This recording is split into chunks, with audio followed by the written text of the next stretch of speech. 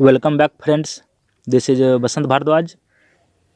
Basically friends, हम computer के video का एक सीरीज बना रहे हैं जो आपको किसी भी कॉम्पिटिटिव या गवर्नमेंट एग्ज़ाम में मददगार साबित हो सकता है। फ्रेंड्स, पार्ट 1 हम ऑलरेडी डिस्कस कर चुके हैं, जिसमें हम मुख्य रूप से जनरेशन ऑफ कंप्यूटर और how data process in computer system और कुछ फुल फॉर्म्स के बारे में पढ़े थे। अगर आप पहला वीडियो नहीं देखें तो आई बटन पर क्लिक करके फर्स्ट वीडियो भी आप देख सकते हैं। और आज के वीडियो में हम डिस्कस करेंगे basic operations performs bye computer. तो कुछ पॉइंट्स हैं जिसको पहले हम देख लेते हैं, उसके बाद हम इसके ऊपर चर्चा करेंगे। सबसे पहला हमारा पॉइंट है basic operations perform by all types of computer system. उसके बाद basic organization of a computer system, input unit and its functions, output unit and its functions, storage unit and its functions, types of storage unit used in a computer system, arithmetic logic units, control unit और central processing unit।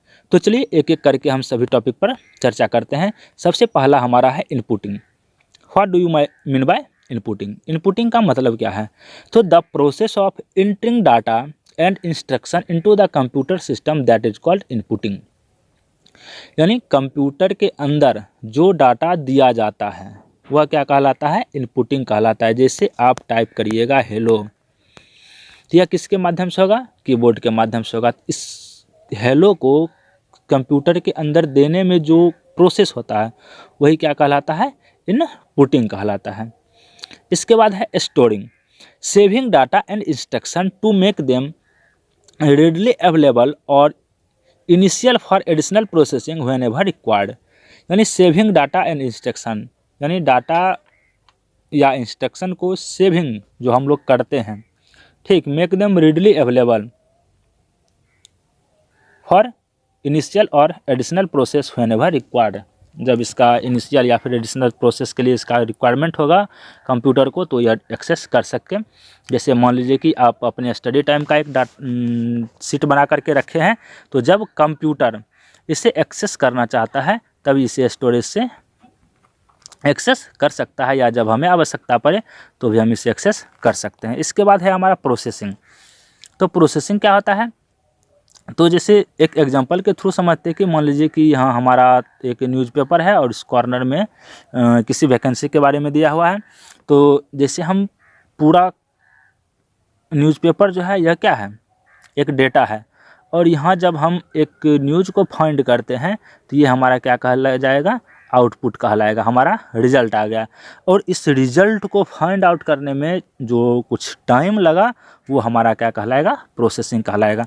तो computer में basically दो तरह का process होता है, एक arithmetic operations और दूसरा लॉजिकल ऑपरेशंस। अर्थमेटिक ऑपरेशंस में एडिशन, सब्ट्रैक्शन, मल्टीप्लिकेशन और डिवीजन होता है, और लॉजिकल ऑपरेशंस में comparisons like equal to, lesser than, greater than, etcetera. जैसे हम अगर चाहते हैं कि a + b, तो ये क्या हो जाएगा? अर्थमेटिक यूनिट हो जाएगा। इसको सी में स्टोर करना तो कंप्यूटर a + b करके देगा। जैसे a = मान लीजिए 2 और b = भी, a = भी 2 और b = 2 भी, दोनों का रिजल्ट कितना आएगा? 4, और यह स्टोर कहाँ हो जाएगा? सी में हो जाएगा। इस 2 + 2 का जो रिजल्ट 4 आया, इसमें जो प्रोसेस होने का टाइम लगा, होने में जो टाइम लगा वही कहलाता है प्रोसेसिंग। इसके बाद है outputting, the process of producing useful information और result for the user such as a printed reports और विजुअल। यानी हम इनपुट दिए, प्रोसेस हुआ, उसके बाद जो आउटपुट मिला वह जो प्रोड्यूसिंग यूजफुल इंफॉर्मेशन जो हमारा है, और रिजल्ट जो है जो कि यूजर के लिए यूजफुल है, वो such as reported, printed report और विजुअल डिस्प्ले। यानी प्रिंटेड रिपोर्ट या फिर विजुअल डिस्प्ले। प्रिंटेड रिपोर्ट जैसे आपका रिज्यूम है उसको प्रिंट आउट करके निकाल लिए प्रिंटर के माध्यम से, तो वो प्रिंटेड रिपोर्ट हो गया। जैसे आपके एग्जाम का कोई रिजल्ट आया है और आप उसको क्या करते हैं, जब जाते हैं कंप्यूटर के ऊपर बैठ करके देखते हैं कंप्यूटर पर इसका रिजल्ट देखने, तो कुछ रिक्वायरमेंट्स होते हैं, जैसे रोल नंबर लेगा, रोल कोड लेगा, या जो भी लेता है देते हैं, तो क्या होता है? प्रोसेस होकर के हमारा रिजल्ट दिखाई देता है वो विजुअली डिस्प्ले होता है, डिस्प्ले पर देखा है, हम उसे बाद में प्रिंट भी कर सकते हैं, प्रिंटेड रिपोर्ट के रूप में भी रख सकते हैं। इसके बाद है हमारा कंट्रोलिंग, कहता है directing the manner and sequence in which all the above operations are perform, यानी हम पढ़े इनपुट, प्रोसेस, आउटपुट, स्टोरिंग, ये सब फंक्शन नाम से ही पता चल जाता है कि कंट्रोलिंग, कंट्रोल करने वाला, ठीक है, किस मैनर्स या सीक्वेंस में सभी ऑपरेशंस होंगे उसको ये कंट्रोल करता है। अब देखिए basic operations of computer system, यानी ब्लॉक डायग्राम ऑफ कंप्यूटर, इसमें हम पढ़ते हैं। इसमें देखिए बेसिकली है क्या चीज़, मुख्य पॉइंट, इनपुट यूनिट है, स्टोरेज यूनिट है, आउटपुट यूनिट है। स्टोरेज यूनिट के अंदर मुख्य रूप से दो चीज़ है, सेकेंडरी स्टोरेज और प्राइमरी स्टोरेज, जिसके बारे में हम लोग चर्चा करेंगे। कंट्रोल यूनिट के बारे में भी चर्चा करेंगे और अरिथमेटिक एंड लॉजिक यूनिट के बारे में भी चर्चा करेंगे। तब एक एक करके जैसे देखते हैं कि यहाँ हम एग्जांपल से समझते हैं कि हमारा कंप्यूटर वर्क करता कैसे है। जैसे डाटा या इंस्ट्रक्शन, इसे मान लीजिए कि कोई यूजर्स है, कॉमन यूजर है तो कोई डाटा देगा, या कोई प्रोग्रामर है तो क्या देगा, कोई प्रोग्राम्स देगा या कोई सॉफ्टवेयर देगा इनपुट के रूप में। तो जैसे हम मान लीजिए एक कॉमन यूजर हैं तो क्या किए, डाटा दिए, ये डाटा हमारा कहाँ आया, प्राइमरी स्टोरेज के अंदर आया। अब प्राइमरी स्टोरेज को अगर किसी डाटा का आवश्यकता पड़ेगा तो वो सेकेंडरी स्टोरेज से ले सकता है और यह बाद में उसे रिलीज कर देगा, बाद में फिर से पुनः लौटा देगा सेकेंडरी स्टोरेज को। अगर उसके बाद यह आउटपुट दे सकता है, प्रोसेस हो गया उसके बाद आउटपुट दे देगा। अगर मान लीजिए कि इसे अरिथमेटिक ऑपरेशंस या लॉजिकल ऑपरेशंस कुछ करना है तब यह कंट्रोल यूनिट को देगा, control unit arithmetic and logic operation करके फिर यह रिटर्न करेगा प्राइमरी स्टोरेज को और यह देन रिटर्न कर देगा आउटपुट डिवाइस को, जो कि यूजफुल इन्फॉर्मेशन के रूप में आता है। तो चलिए एक एक करके हम डिस्कस करते हैं। सबसे पहले हम डिस्कस करते हैं इनपुट यूनिट के बारे में। इनपुट यूनिट क्या है, कहता है N input unit of a computer system perform the following functions. First, it accepts और reads instruction and data from outside worlds. It converts these instructions and data in computer acceptable forms. It supplies the converted instructions and data to the computer system for further processing. क्या कहता है कि जैसे कि मान लीजिए कि accept और रीड इंस्ट्रक्शंस आउटसाइड वर्ल्ड, जैसे कि आपका नाम है बसंत,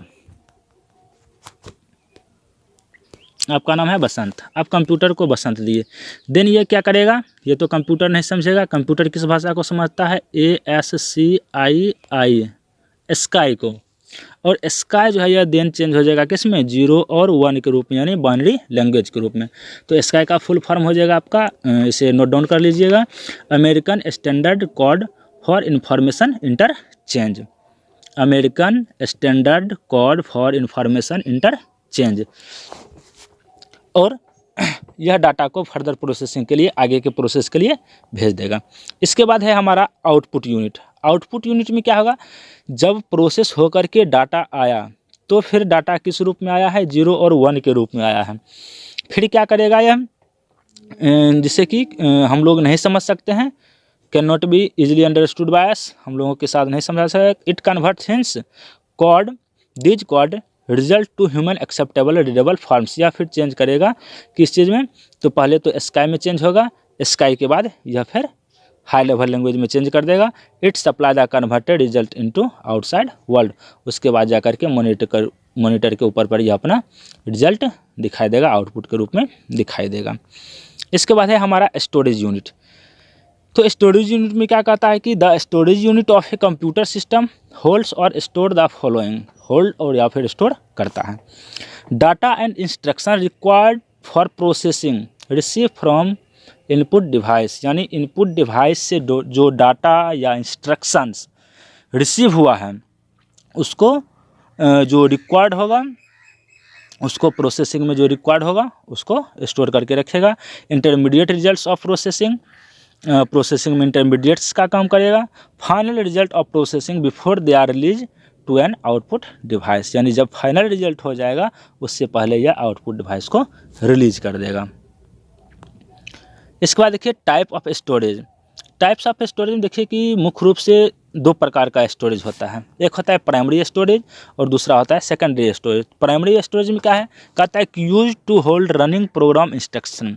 अब रनिंग प्रोग्राम इंस्ट्रक्शन क्या होगा, जैसे मान लीजिए कि ये हो गया हमारा रैम, जो कि हमारा प्राइमरी स्टोरेज है, और यहाँ हम MS वर्ड पर अगर वर्क कर रहे हैं तो इसमें क्या होगा, जब वर्क कर रहे हैं तो ये डाटा इसमें आएगा। जैसे हम वर्क कर रहे हैं, हमारा कंप्यूटर है और MS वर्ड पर हम वर्क कर रहे हैं, तो डाटा जब वर्क कर रहे हैं तो उस समय रैम के अंदर इंस्टॉल होकर के रहता है, जब तक हम डाटा को सेव नहीं किए हैं।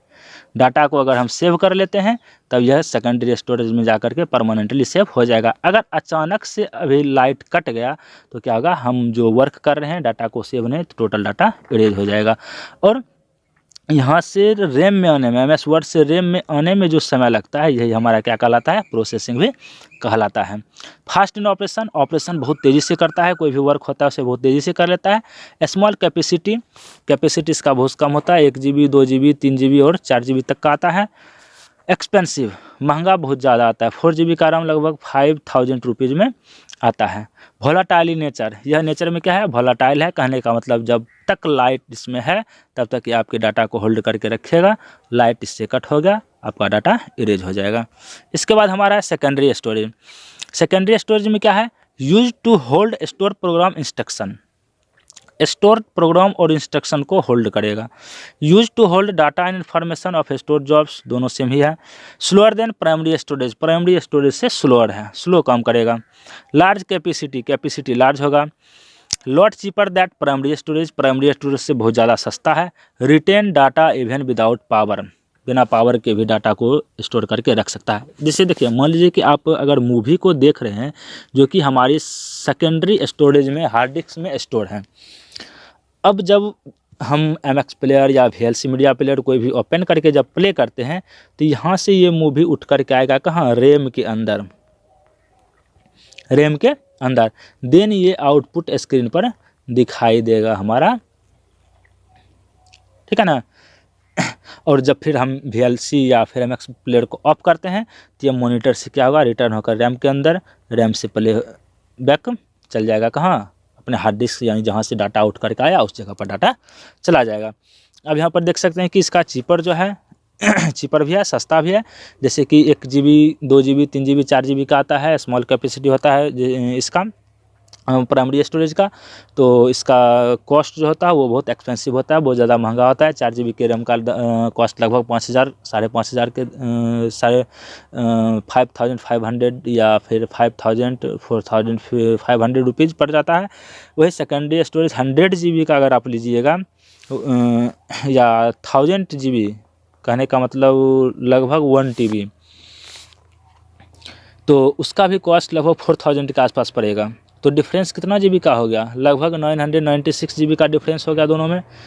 फिर भी कॉस्ट में सस्ता है, ठीक। और यह डाटा तब भी स्टोर करके रखता है जब पावर चला जाता है। इसके बाद है व्हाट इज ALU। ALU क्या है, arithmetic logic unit of a computer system is the place where the actual execution of instructions take place during processing operations. जब कोई ऑपरेशन प्रोसेस हो रहा है, जैसे हम लिख सकते हैं 5 + 7 + 3, इसको हम कहीं C में स्टोर करके रखेंगे, C एक वेरिएबल है, इसको स्टोर करके रखेंगे। तो यह जो प्रोसेस होगा, यह प्रोसेस किसके द्वारा होगा, ALU arithmetic and logic unit के द्वारा यह प्रोसेस होगा। और इसको कंट्रोल कौन करेगा, कंट्रोल यूनिट करेगा, कंट्रोल। तो देखिए कंट्रोल यूनिट के बारे में भी, what is control unit. Control unit नाम सुन करके पता चलता है कि क्या करेगा, यह कंट्रोल करेगा। कहता है कि computer system manage and coordinates the operations of all other components of the computer system, यानी कंप्यूटर सिस्टम का जितना भी कंपोनेंट्स है उसको यह कोऑर्डिनेट या फिर मैनेज करके रखेगा, कंट्रोल करके रखेगा। अब देखिए, अब इसमें क्या है, कहता है central processing unit CPU, ALU CU equal to CPU। तो द कम्बिनेशन ऑफ ALU और CPU CU कॉल्ड CPU।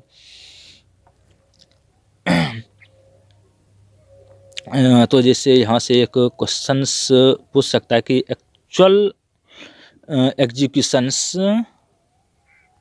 कहाँ पर फॉर्म होता है, ठीक, व्हिच सेगमेंट्स। तो आप यहाँ कह सकते हैं ALU में, अर्थमेटिक एंड लॉजिक यूनिट में होता है। अब देखिए क्या कहता है कि it is the brain of a computer system. CPU क्या है? ब्रेन ऑफ कंप्यूटर सिस्टम है। बिना CPU आप तो कुछ काम कर नहीं सकते हैं, क्योंकि मान लीजिए कि अगर अपने ऊपर एग्जांपल ले लेते हैं कि अगर हमारे पास ब्रेन नहीं है तो हम कोई भी निर्णय नहीं कर सकते हैं, कोई वर्क नहीं कर सकते हैं। It is responsible of controlling the operations of all other units of a computer system. Computer system में जितना भी यूनिट्स है, चाहे वो कंट्रोल यूनिट हो, अर्थमेटिक लॉजिक यूनिट हो, स्टोरेज यूनिट हो, इनपुट यूनिट हो, आउटपुट यूनिट हो, सब किस तरह से वर्क करेगा, कैसे वर्क करेगा, सबको कंट्रोल करने का रिस्पॉन्सिबिलिटी जो है वो किसके पास है? CPU के पास है। तो दोस्तों आज हमने कुछ कीवर्ड्स डिस्कस किए हैं, जैसे arithmetic logic units ALU, auxiliary storage, central processing unit CPU, computer system, control unit CU, input process output unit IPO, storage unit primary और सेकेंडरी स्टोरेज के बारे में हम लोग पढ़े थे। तो यह वीडियो आप वैसे सभी साथियों के साथ शेयर करें जो कोचिंग नहीं ले रहे हैं या कोचिंग का खर्च उठाने में सक्षम नहीं हैं। आपका एक शेयर किसी के जीवन में खुशियां ला सकता है। तो फ्रेंड्स, आप जल्दी से वीडियो को शेयर करें, और अभी तक आप वीडियो को लाइक नहीं किए हैं तो फिर सोच क्या रहे हो? लाइक करो। अगर आप कुछ सुझाव देना चाहते हैं तो आप कमेंट बॉक्स में जा कर के, या फिर मेरा व्हाट्सअप नंबर भी दिया हुआ है यहाँ पर, व्हाट्सअप नंबर पर, हमारे ईमेल आईडी पर, या हमें या कमेंट बॉक्स में जा कर के हमें अपना सुझाव दे सकते हैं। आपके सुझाव का स्वागत है, यानी कह सकते हैं कि your suggestion is always welcome. आप अपना कीमती सुझाव ज़रूर दें ताकि हम आगे कुछ सुधार कर सके, अगर कुछ त्रुटि मिले इस वीडियो में तो। क्योंकि कहता है कि जिस चिराग के तले अंधेरा रहता है, उस चिराग को पता नहीं होता है कि उसके अंदर अंधेरा है। तो मेरे अंदर क्या कमी है यह आप ही बता सकते हैं। तो दोस्तों, आप कमेंट करके ज़रूर बताइए कि आपको यह वीडियो कैसा लगा। अगर आप अभी तक चैनल को सब्सक्राइब नहीं किए हैं तो चैनल को सब्सक्राइब कर लें। मिलते हैं फिर नेक्स्ट वीडियो में, तब तक के लिए जय Hind, have a nice day, thank you.